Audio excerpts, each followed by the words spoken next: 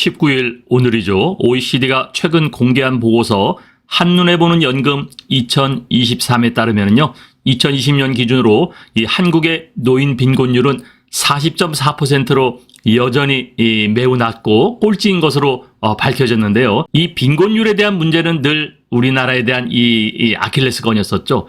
경제국가 이 순위로 보면은 약 10위에서 11위 정도에 이제 우리나라가 올라가 있고요. 또 선진국이라고 이렇게 명명은 하고 있습니다만은 노인 빈곤율에 대한 문제는 여전히 개선되어 있지는 않습니다. 그런데 이 통계 자료에 이 해법을 두 가지를 이야기했는데요. 이 해법은 우리에게 아주 절실하게 다가옵니다.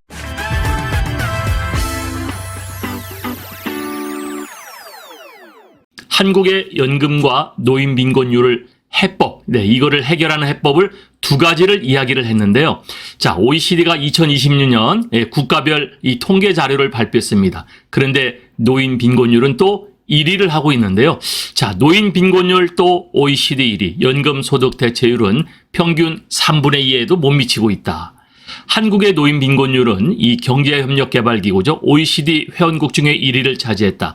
OECD가 약 한 38개 국가 정도가 지금 돼가고 있는데요. 이 38개 국가 중에서 우리나라는 이 경제순위로 보면은 약 10위, 11위 여기를 이제 왔다 갔다 하고 있어요. 그런데 우리나라의 이 노인 빈곤율은 지금 꼴찌를 하고 있다는 얘기죠. 노인 자살률도 꼴찌를 하고 있습니다. OECD 국가별 이 노인 빈곤율을 공개한 2009년 이후 줄곧 1위 5명을 떨치지 못하고 있는 상황이다. 19일 OECD가 최근 공개한 보고서 이 한눈에 보는 연금 2023에 따르면요.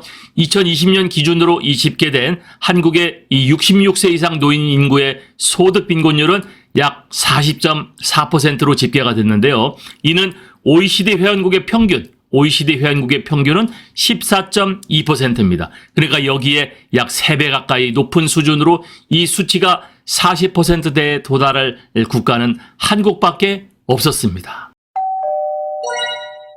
자, 이거를 좀 더 자세하게 보면요. 66세 이상 노인 인구 중에 66세에서 75세의 노인 소득 빈곤율은 31.4%인데 비해서 76세 이상은 52%로 약 2명 중에 1명은 빈곤층에 속해 있는 그러한 모습을 볼 수가 있는데요.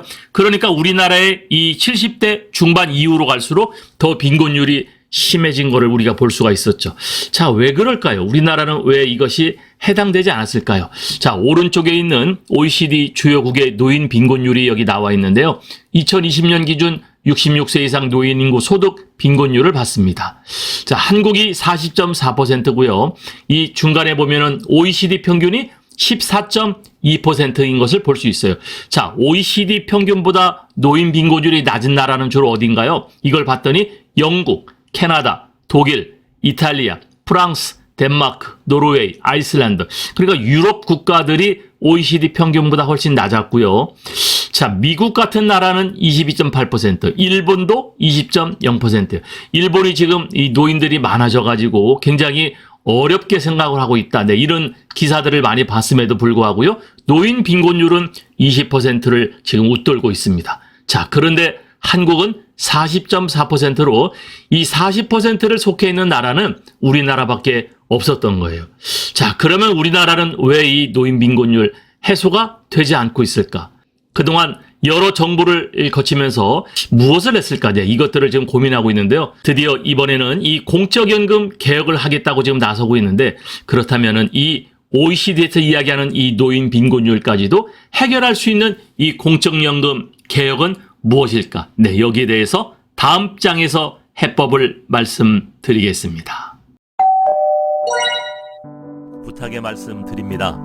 여러분께서 눌러주시는 이 구독과 좋아요는요, 매주 영상을 만드는데 큰 힘이 됩니다. 여러분 꼭 응원해 주시길 부탁드릴게요.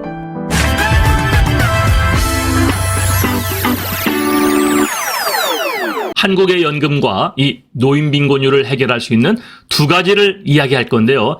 자, 기초연금을 도입한 2014년 이후를 보니까 기초연금 도입 이후에 노인 빈곤율은 계속 줄어서 효과적인 것이 이 기초연금, 공적연금 중에 하나였었고요. 또 하나는 우리에게 있는 게 이제 국민연금이라는 게 있었죠. 자, 그런데 우리가 그동안 공적연금을 이야기할 적에요. 이 국민연금을 계속 이야기를 했었고 또 기초연금을 이야기를 할 적에는 재정의 문제를 항상 이야기를 했었는데 여기에 두 가지 해법을 이야기를 했습니다. 자, 구체적으로 성별로 보면 66세 이상 한국 여성의 소득 빈곤율은 45.3%로 남성보다 11.3%포인트가 높았습니다. 이 남성은 그동안에 직장 생활을 한 사람들은요, 국민연금을 타고 있었는데, 과거에는 여성들은 직장 생활을 하기보다는 전업 가정주부로서 있었죠. 최근에가 돼서야 우리가 맞벌이를 하고 젊은 세대들은 또 여성들도 사회 진출이 많았지만, 과거에는 직장 생활을 하다가도 결혼을 하면은 그만두게 되는 그런 케이스를 우리가 많이 봤었죠. 자, 그래서 OECD 평균을 봤더니요. OECD 평균은 남성이 11.1% 소득 빈곤율입니다. 여성은 16.5%였어요. 그동안 여성의 사회 진출, 여성의 직장 생활, 그리고 여성의 연금 수준이 상당히 취약했다라는 것을 여기서 볼 수 있습니다. 자, 여성 노인은 소득 관련 연금 급여가 적었고요. 기대 수명이 또 상대적으로 길었어요.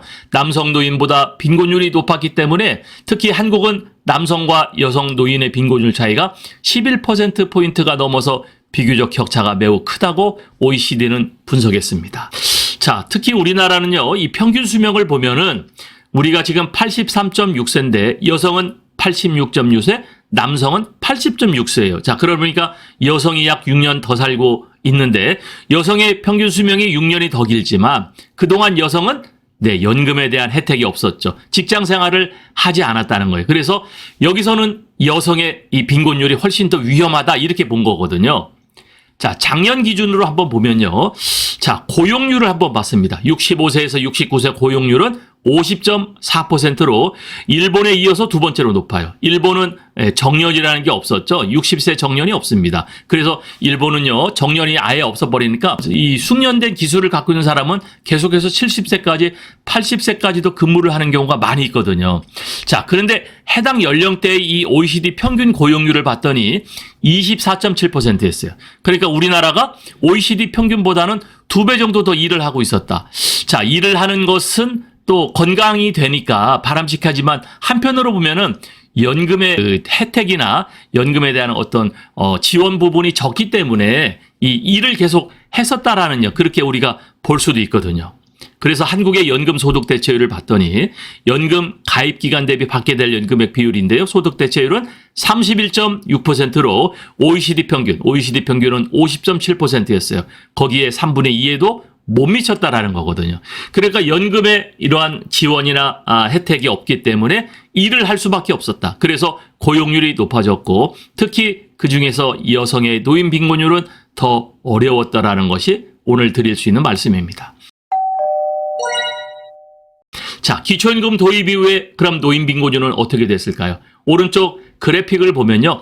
기초연금이 노후 대비에 이 효과가 있었나? 요번에 이 발표한 66세 이상 2020년 기준을 보니까요. 자, 우리나라를 봤어요. 우리나라가 지금 노인 빈곤율이 40.4%라고 되어 있는데, 조그만 그래프를 보면은 기초연금 도입이 2014년도죠. 이때는 44%였었어요. 그런데 2016년에는 43.6%, 2019년에는 41.4%. 그리고 2020년 요 자료를 보면은 40.4%. 계속해서 우리가 이 빈곤율이 줄어드는 것을 볼 수가 있습니다. 그렇기 때문에 이 기초연금이 노후 대비에 매우 효과가 있었다는 겁니다. 그래서요, 김원섭 고려대 사회학과 교수는 한국의 노인은 보통 70세까지 계속 일을 하지만 이 정부의 GDP, 국내 총생산 대비 공적연금 지출이 3.6%로 OECD의 절반 수준에 불과할 정도로 매우 적다. 그래서 노인 빈곤이 매우 높다라고 이렇게 주장을 하고 있는데요. 그래서 이거를 해결할 수 있는 방법을 두 가지를 이야기를 했어요. 공적연금 지출을 OECD 평균 수준으로 올려야 된다. 약 7% 정도가 OECD 평균인데요. 우리나라 공적연금 지출이 왜 이걸 하고 있지 않느냐. 이거를 올려야 된다는 얘기고요. 특히 당장 효과가 나타날 수 있는 이 기초연금에 대한 재정 지출을 늘려야 한다라고 강조를 했는데 여기서 기초연금의 재정 지출을 늘린다는 것은 100% 보편적 복지를 이야기하는 거거든요.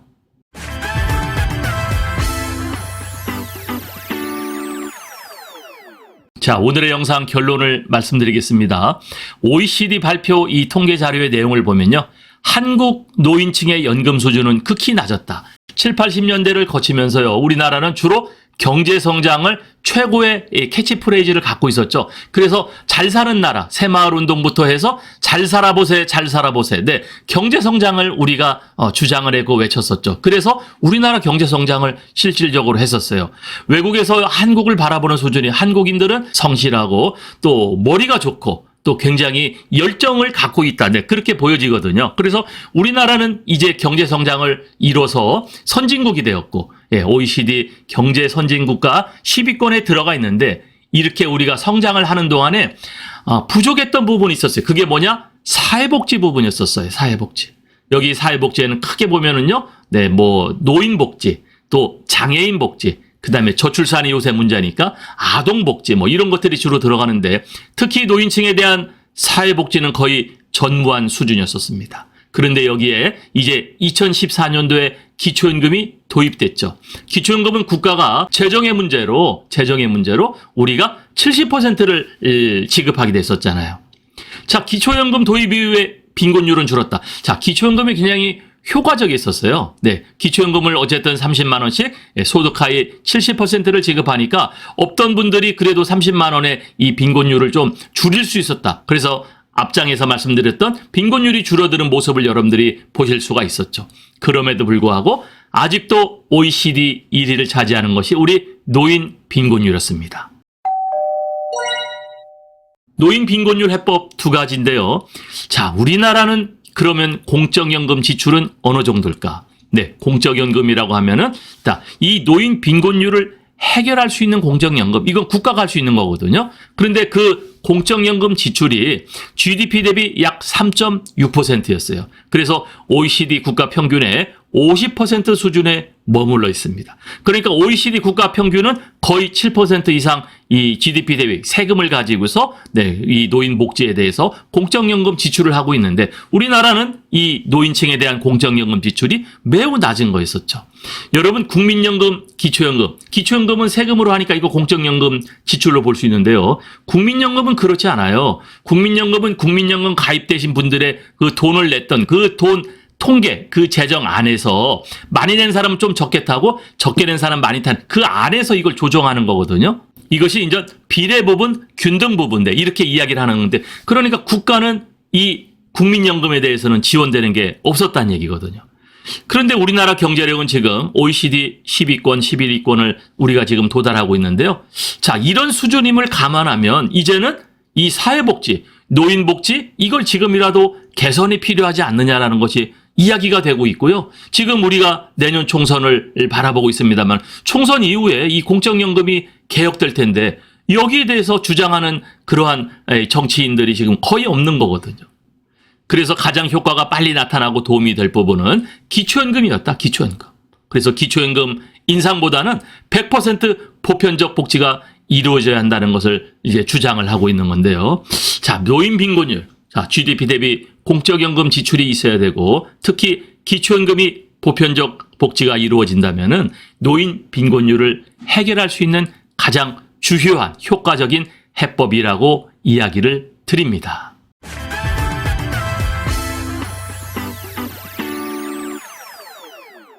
자, 우리나라 이 OECD 발표의 이 해결책, 노인연금이 매우 낮고 빈곤율은 그럼에도 여전히 1위를 차지하고 있는데 이 해법 두 가지를 말씀드렸습니다. 특히 기초연금에 대한 해결은 어떻게 이루어질까? 이것이 우리가 매우 관심이 있는데요. 과연 여기에 대해서 효과적인 해결 방안을 도출해서 발표하는 그러한 정치인들은 없을까요? 감사합니다.